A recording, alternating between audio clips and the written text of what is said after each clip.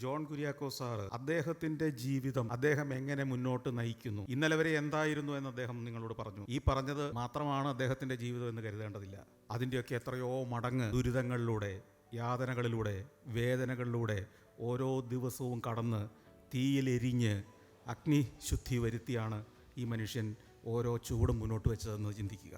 അതിനുശേഷം ഇപ്പോൾ അദ്ദേഹം കാണുന്ന സ്വപ്നം എന്താണെന്ന് കരുതുക. ലോകത്തിലെ ഏറ്റവും മികച്ച ഒന്നാമത്തെ ഒരു സ്ഥാപനമായി മാറ്റുക.